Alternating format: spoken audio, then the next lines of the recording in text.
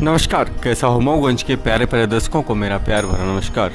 कैसा हो मऊगंज में आज हमारे खास मेहमान हैं समाज सेवी अरविंद सिंह, जो शशि मेडिकल स्टोर के संचालक भी हैं, और आज वो करेंगे कैसा हो मऊगंज पे खास चर्चा कि हमारा मऊगंज कैसा होना चाहिए। तो आइए शुरुआत करते हैं कैसा हो मऊगंज शो की मिथिलेश त्रिपाठी जी के साथ।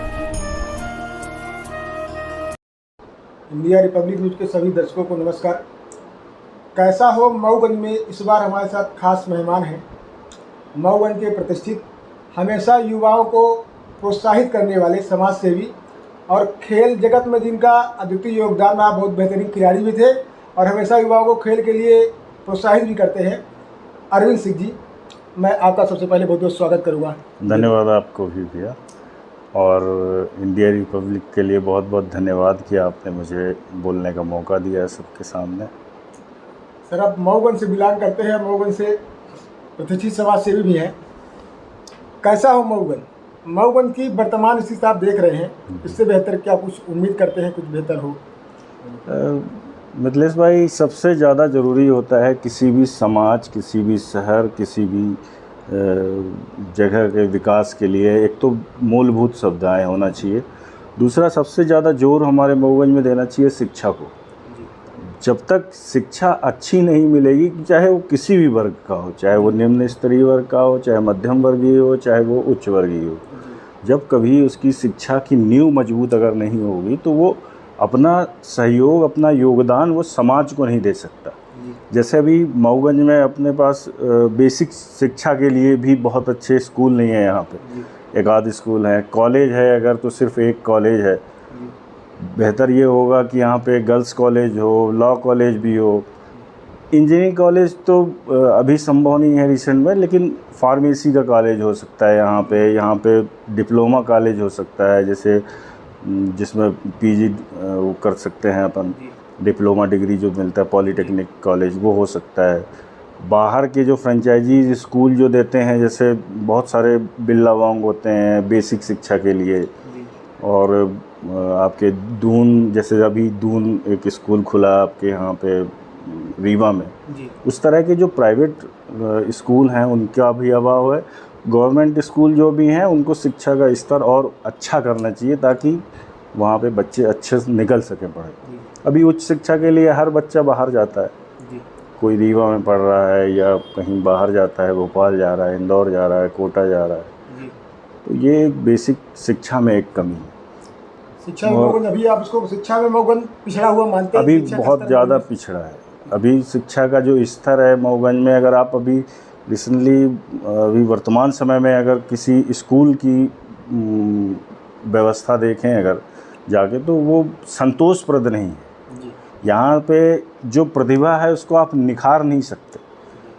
तो बच्चों की प्रतिभाओं को निखारने के लिए थोड़ा सा उसको एक्सपोजर वाला जो स्कूल हो, या जो अभी भी स्कूल हैं जो रिसेंट चल रहे हैं, जो उनको स्तर सुधारने की ज़रूरत है, अच्छे टीचर मिले उनको। सर, फेलियर किसका मानते हैं इसमें? फेलियर तो देखिए, अगर गवर्नमेंट पॉइंट ऑफ व्यू से पूछें तो वो तो शासन प्रशासन की जवाबदारी होती है। क्लासेस न लगना, बच्चे अगर स्कूल गए हैं तो कोई देखने वाला उनको नहीं है, बच्चे पीरियड अंदर क्लास में चल रहा है, बच्चे बाहर घूम रहे हैं, इन सब चीज़ों को थोड़ा सा। सर, बच्चों को पेरेंट्स क्या मैसेज करेंगे? उनके भी कुछ जिम्मेदारी बनती है कुछ, पेरेंट्स को तो कहना क्या चाहेंगे आप? पेरेंट्स के लिए तो संदेश ये है कि बच्चों को पहले शुरुआत में घर में संस्कार मिलना चाहिए। जो बेसिक जो संस्कार होता है बच्चे को, वो घर से ही मिलता है। जैसे अभी बहुत सारा मैं देखता हूँ यहाँ पे कि बहुत सारे युवा जितने लड़के हैं जिनको आज अपना समाज में एक ज़्यादा अच्छा बेहतर योगदान दे सकते हैं, वो सब मोस्टली लड़के यहाँ पे नशे की गिरफ्त में है।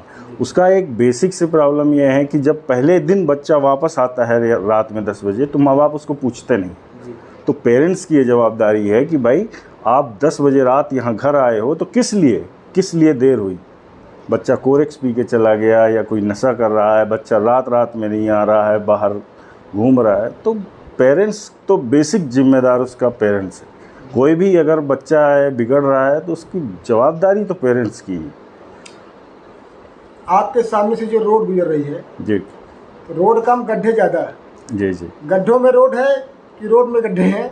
अभी इस तो तरफ क्या फिलहाल कहेंगे? गड्ढों में रोड दिखती है वो तो, और ये देखना चाहिए इसको। ये तो मेरे ख्याल से अब तो PWD को मिल गई है ये रोड, तो PW की उसमें आती है, तो ये शासन जो प्रशासन देखे उसको और उसको बेहतर करे।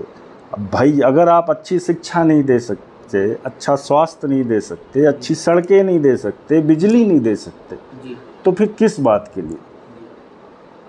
भाई बेसिक समाज को क्या चाहिए? यही ज़रूरत है, शिक्षा, मूलभूत स्वास्थ्य, सुविधा मिलनी चाहिए। सड़क, स्कूल हो, पानी की व्यवस्था हो।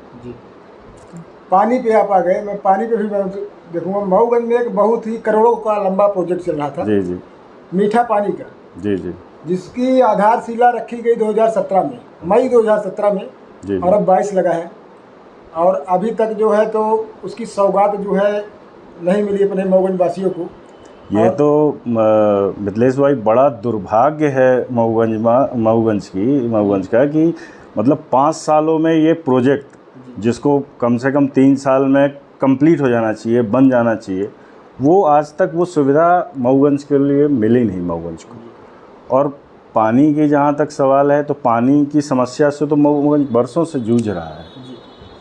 जिले में 2 तहसील सूखाग्रस्त हो गई हैं, और जी, जी। कलेक्टर ने बोर खनन पर रोक भी लगाया है। जी जी लोगों को ओपिनियन उनका कहना है कि ये मतलब ताकि 2 महीने 4 महीने में पानी जो गर्मी में मिल जाएगा, पानी मिला नहीं, हमने बोर भी नहीं कराया। अब एक बोर कराते हैं तो 5,000 6,000 पहले थाना प्रभारी है कि थाना में जमा करें, तब तो बोर कराएंगे। तो ये किसका फेलियर है इसमें, थोड़ा बताएं। इसमें तो शासन का ही फेलियर है भाई। अगर आपने बोर में पाबंदी लगा दी है, तो वहाँ पे कुछ पहले विकल्प होना चाहिए। भाई पानी के बिना आदमी जी कैसे सकता है? अगर मान लीजिए सूखा पड़ गया है, तो किसान की मदद कौन कर सकता है? भाई किसान क्या करेगा उसमें? शासन को उसमें फिर उनको जो कंपनसेशन मिलता है जो फसल का, सूखाग्रस्त का, उसमें शासन को देखना चाहिए। उसमें किसानों की, भाई किसान क्या है कि अपने देश के लिए एक आधारभूत जो सुविधाएं हैं, भाई खाना अगर वो अच्छा नहीं, पैदावार नहीं कर पाएगा, तो फिर खाएगा क्या आदमी? और वो खुद अपना स्तर नहीं सुधार पाएगा, तो फिर समाज का क्या स्तर सुधारेगा? ये सौगात नहीं मिली, इसमें जिम्मेदार हमारे जो जनप्रतिनिधि हैं वो कहाँ पे खड़े हैं? क्योंकि लंबा प्रोजेक्ट है, और अभी चुनाव आएगा तो सभी लोग आएंगे और बोलेंगे। और उसकी आधारशिला जो बोर्ड में लिखा गया है, तो उसके आधारशिला में पूर्व मंत्री राजेंद्र शुक्ला जी, मऊगंज से वर्तमान विधायक सुखेंद्र सिंह बन्ना, और नगर पंचायत अध्यक्षा चंद्रप्रभा गुप्ता जो भारतीय जनता पार्टी से थी, जी जी उनके कार्यकाल था, और वर्तमान में तो अपने जनप्रतिनिधि भी है भारतीय जनता पार्टी से, फिर भी नहीं मिला। तो उसमें किसका फेल है? जनप्रतिनिधि कहाँ है? उनको क्या करना चाहिए? निगरानी करना चाहिए? जनप्रतिनिधि का काम ही है कि जो आपने प्रोजेक्ट बना के जनता को दे दिया, उसकी कार्यशैली कैसी है, उस पर काम कैसा हो रहा है, उसका प्रोग्रेस कैसा है, ठेकेदार क्या कर रहा है, ठेकेदार का पेमेंट रुका है या क्या परेशानी है, इसमें जिम्मेदार तो बेसिक जो लोग हैं उन्हीं को होगी ना। ये पब्लिक तो भाई उसको डिमांड है, ज़रूरत है, उसकी ज़रूरत पूरा करना आपका दायित्व है। उसी के लिए पब्लिक आपको चुनती है। तो जिसके लिए चुना, उन्होंने अपना काम पूरा नहीं किया, तो उनका फेलियर आप मानेंगे कि है? बिल्कुल डेफिनेटली मानते हैं। ये फेलियर है, शासन का भी है और प्रशासन का भी है। प्रतिनिधियों पे इस पर पैनी नज़र बना के रखनी चाहिए कि प्रोजेक्ट समय पे पूरा हो, जल्दी हो, अच्छा हो, इस पे तो नज़र बना के रखनी चाहिए। मऊगंज की प्रशासनिक व्यवस्था जो है, और एक बहुत ही गंभीर मुद्दा आपने शुरू में ही पहले ही बोला है कि मेडिकल नशा जो युवाओं की ज़िंदगी बर्बाद कर रहा है। आप किसी भी शासकीय कार्यालय में जाएंगे और देखेंगे जहाँ थोड़ा बैठने की व्यवस्था हो, ग्राउंड पर तो जाएंगे तो हज़ारों कोर्स की शिक्षा मिलेगी। इसमें किसकी जिम्मेदारी तय करेंगे आप? इसमें तो डेफिनेटली शासन भी, अगर भाई जहाँ से आ रहा है और जहाँ बिक रहा है, जब तक जड़ पे आप वार नहीं करेंगे, जब तक जड़ पे रोक नहीं लगाएंगे, तब तक तो ये तो फैलता रहेगा। और पेरेंट्स के लिए ये बहुत बड़ी चुनौती है, अपने बच्चे को इससे बचा के रखना। पीढ़ियाँ बर्बाद हो जाएंगी इसमें। कोरेक्स पीने वाला या नशा करने वाले की उम्र होती है मैक्सिमम 10 साल, और वो ब्रेन से न्यूट्रल हो जाता है। वो कुछ दिन में ना तो समाज पहचानेगा, माता पिता तो बहुत दूर की बात है, मतलब उसको समाज के किसी भी अंग से कोई सरोकार नहीं, कोई मतलब नहीं। उसको सिर्फ कोरेक्स की शीशी, 2-4 गोली और इंजेक्शन दिखेगा, इसके अलावा कुछ नहीं। होना क्या चाहिए इस सुधार के लिए, क्योंकि प्रशासन के सुधार के लिए क्या संदेश देंगे, उसको कहेंगे कुछ उनको कुछ भाई करना चाहिए। कठिन से कठिन, कठोर से कठोर जो कार्रवाई हो सकती है नशा के मामले में, वो रास्ता अख्तियार करना चाहिए। और सबसे पहले तो यही बंद करना चाहिए, क्योंकि यही जड़ है।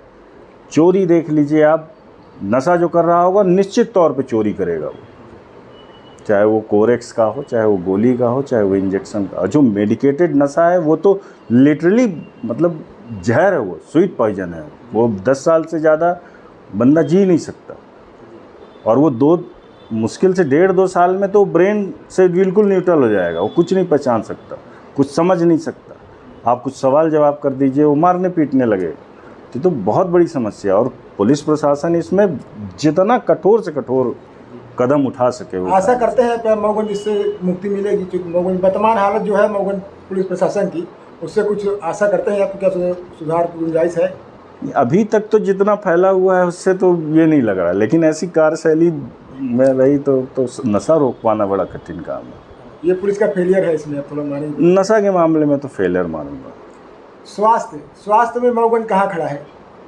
सिविल हॉस्पिटल का निर्माण भी 2017 से चल रहा है। जो पुराने भवन थे वो गिरा दिए गए, नए की सौगात अभी मिली नहीं, और बहुत सारी परेशानियां हैं। और सबसे बड़ी बात यह है कि 8 से 8 डॉक्टर ऑन रिकॉर्डेड पदस्थ हैं, और ओपीडी में लगभग 1 से 2। नहीं, जैसे आपने अभी ये पुरानी बिल्डिंग गिरा के नई बिल्डिंग बनाने का जो बात किया, वो तो काम चल रहा था, उसमें शायद अब डिले है, बहुत ज़्यादा डिले है। वो 2017 का काम लगा, 5 साल हो गए। तो ये तो मतलब फिर मैं वही बात आ जाती है, जिनको वहाँ निगरानी करनी चाहिए, वो देखनी चाहिए कि क्या समस्या है, वो तो वही फेलियर है।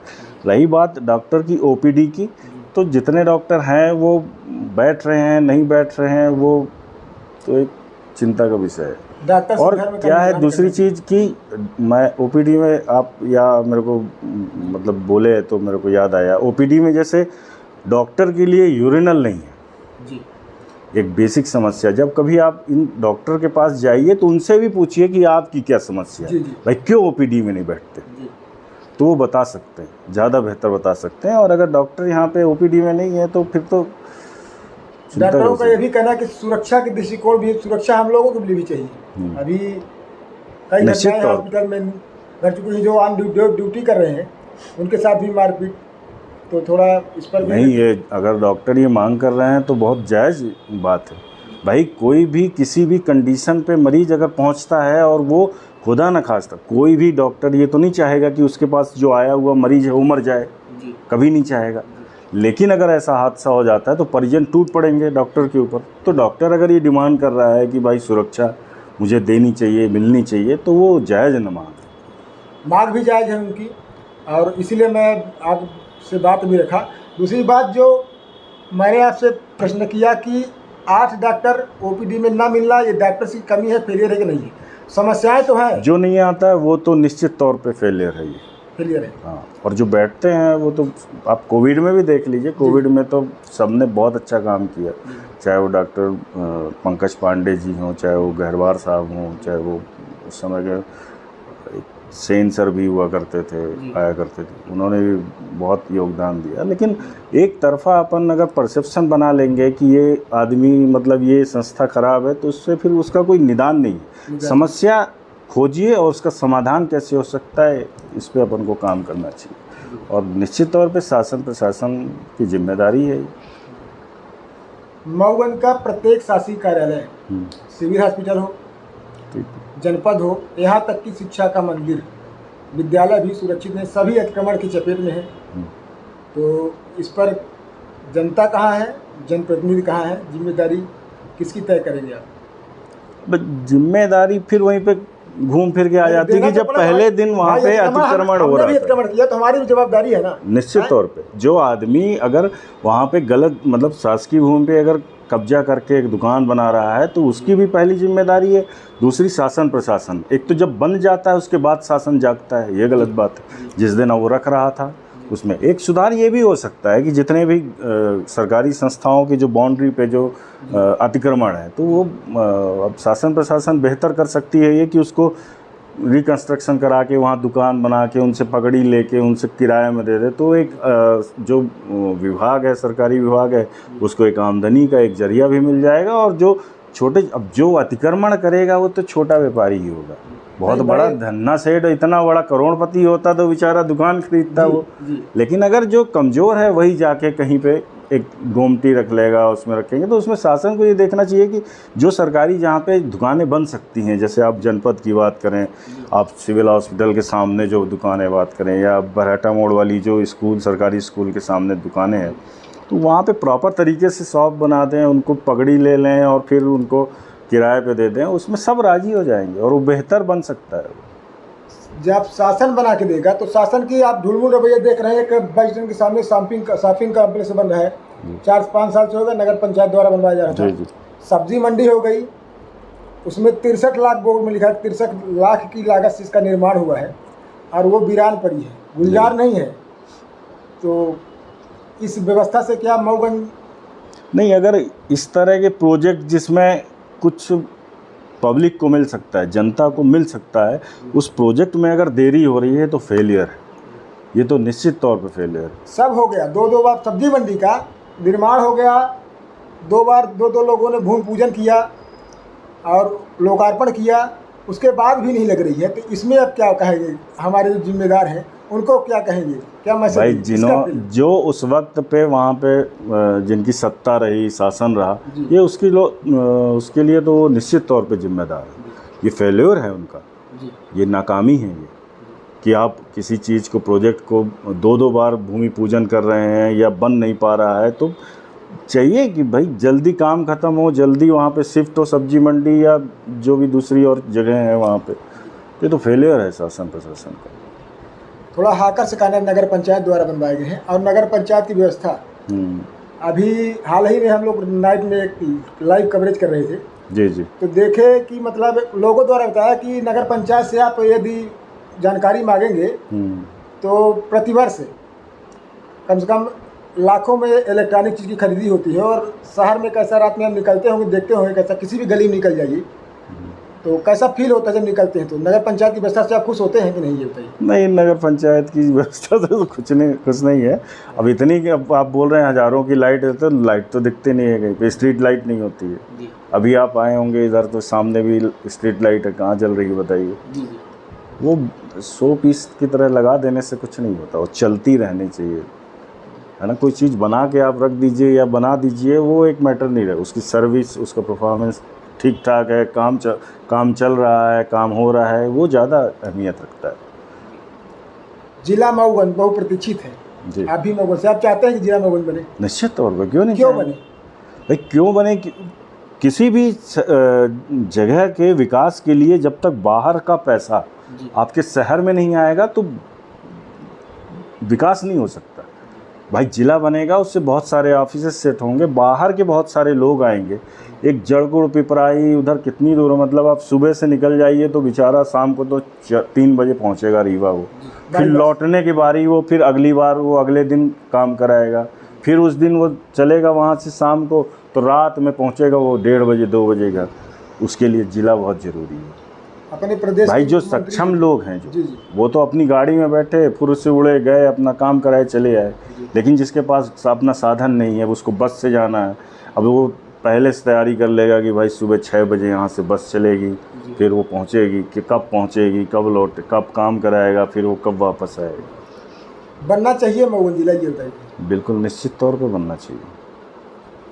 अभी जब लोगों का ओपिनियन है कि प्रदेश के मुख्यमंत्री जी से गडकरी की सभा में आए थे, उन्होंने बोला था कि मुझे भारतीय जनता पार्टी का विधायक दीजिए, मैं मऊगंज को जिला बनाऊंगा। और अब मऊगंज से लेकर और प्रदेश और केंद्र में भी भारतीय जनता पार्टी की सरकार है, तो सहयोग है जिला बनने का। आपको क्या लगता है? निश्चित तौर पे अगर उन्होंने पब्लिक के बीच आके अगर जुबान दी, वचन दिया और अगर उसको पूरा नहीं करेंगे तो वो तो फिर वादा खिलाफी हुई, मऊगंज के साथ वादा खिलाफी हुई। मतलब शुद्ध मिला के ये हो गया कि विश्वासघात किया आपने, झूठ बोल के आपने वोट लिया। और अगर आप इससे बढ़िया सिनेरियो क्या बन सकता है भाई, मऊगंज को जिला बनाने, एक विधायक भाजपा के हैं, आपके सांसद भाजपा के हैं, मुख्यमंत्री भाजपा के हैं, प्रधानमंत्री भाजपा के हैं। अब इससे बढ़िया संयोग और क्या चाहिए शिवराज जी को? अगर उन्होंने वचन दिया था तो उस वचन को निभाना चाहिए उन्हें। कुछ लोग अब ये भी मान रहे हैं कि हो सकता है कि घोषणा हो जाए, लेकिन चुनाव के अधिसूचना लगाने के पहले से घोषणा तक सीमित रह जाए। और मेरे को तो बेनिफिट क्या, कुछ चुनाव को देखने चाहिए, चुनाव भी नज़दीक, साल 1.5 साल चुनाव है, सभी लोग आएंगे मैदान में। तो आप क्या मैसेज देंगे हमारे चैनल के माध्यम से? भाई जब आपने वचन दिया कि भाई आप जिला विधायक दीजिए आप भाजपा का, मैं जिला बनाऊंगा, उस वक्त आप मतलब अपना वचन पूरा नहीं कर पाए, तो अब आएंगे, अब फिर घोषणा करेंगे, तो फिर पब्लिक क्या मान ले कि फिर वही बात है जो 5 साल पहले हुई थी। या हम तो ये बहुत दिनों से सुन रहे हैं कि घोषणा करने वाले हैं, घोषणा करने वाले। घोषणा करिए तब जाने कि हाँ ठीक है। मऊगन, इसके लिए ये मुद्दा कई वर्षों से, मतलब कई पंचवर्षीय से है। जी जी। पूर्व विधायक लक्ष्मण तिवारी जी भी जिला को लेकर काफ़ी प्रयासरत थे। जी जी। माननीय सुखेंद्र सिंह बन्ना जी भी थे, प्रयासरत थे जी। तो बहुत ही बड़ा मुद्दा है और क्षेत्र की जनता मानने लगी है कि मऊगंज को जिला होना चाहिए, बनना ही चाहिए, बहुत ज़रूरी है। तो इस पर आप हमारे चैनल के माध्यम से प्रदेश के माननीय मुख्यमंत्री जी को क्या मैसेज करेंगे? अरे शिवराज जी से तो मैं निवेदन यही करूंगा भाई कि अगर आपने वचन दिया है उसको पूरा करिए।